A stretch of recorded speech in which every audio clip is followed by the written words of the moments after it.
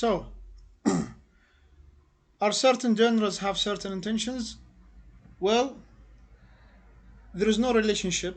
There is no relation between the genre and the intention, except in some exceptional cases. And in this case, preaching. And preaching, the intention. Okay, this is what we think. Yani.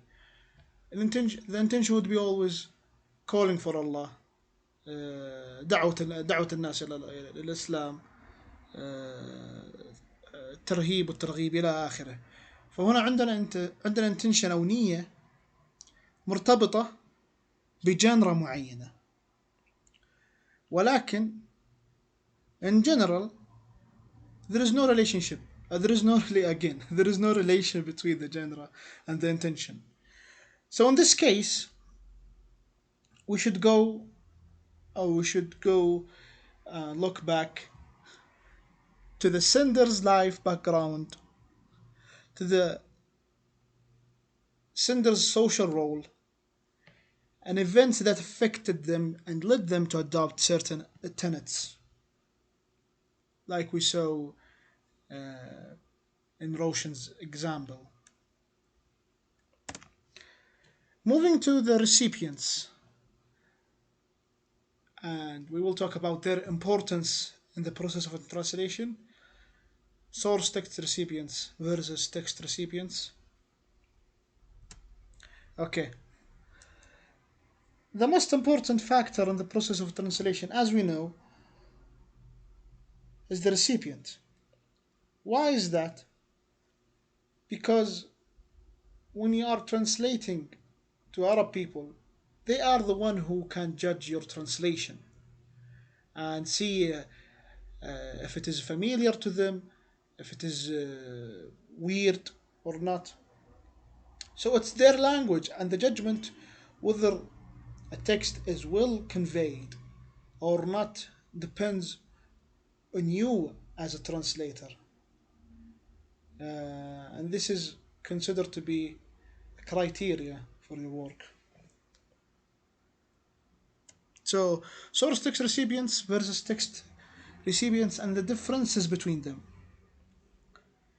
Here, the translator should evaluate what is important to the target text recipients and what is not beneficial for them by doing omission, addition, and all of these things. And the reason behind this is because some source text producers do not take account of the recipients in other languages, cultures, and backgrounds. The translation would never be addressed to the origin, to the original, the same way as to the receiver, as we know. For example, uh, German people for would have some special linguistic elements that are far different from those ones for Saudis. في saw here وثائقي مرض باركنسون هل تتسبب المبيدات في انتشاره بين المزارعين؟ وهنا الحديث كان عن المزارعين في ألمانيا. أول ما شفت الفيديو يعني what came to my mind that uh, maybe it's about insect insects what's it called مبيدات حشرية insecticides insecticides, yes, that it may jeopardize people's life. uh, it's a reason, it's a cause for death, but it has another idea which is talking about why German government, unlike the French government, is not giving salary for those who uh, got Parkinson's due to using insecticides. So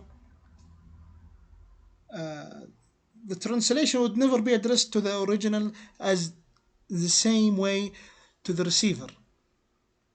شاهدنا في المثال هذا انه انا كنت متوقع شيء والترجمه واللي في الفيديو شيء ثاني. So we see that sometimes the source text producer may give specific examples from different culture if he is directing his or her text widely to various cultures. Medium. Okay, talking about medium, whether it is speech or writing, and the specification of the media. Okay, each one of them, whether if it's speech or writing, has its specific elements and limitations.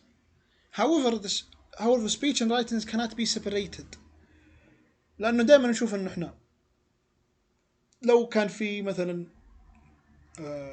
speech فيديو راح تلقى له سكريبت. فهنا انتقلنا من مرحلة إنه يكون speech to written material. Like we see here, a statement by witness, the lawyer defending, the judge verdicts, and all of these things that happening in the court. So about the specification of medium, the channel that is the text is transmitted through or transferred through is very, very important. And Nord says here that the translator should be less interested in from where did he get the text. But I don't agree with this one, because nowadays channels of communication, all social media platforms, Twitter, Facebook, YouTube, Snapchat, TikTok, Reddit, and then Instagram, in some way or another, if you have a video from TikTok, okay, it will be not that serious, it will be not that deep, it will be that it will not has credibility. So how would these platforms help in a way or another in the process of text analysis in relation to translation? You may look at seriousness, credibility, depth versus shallow، لأنه كثير من مقاطع التيك توك تكون سطحية وما فيها أي هدف. That was my presentation. Thank you for listening, and my apologies if I got here or there, but it's my first time in uploading a presentation. Again, thank you for listening. Wassalamu alaikum wa rahmatullahi wa barakatuh.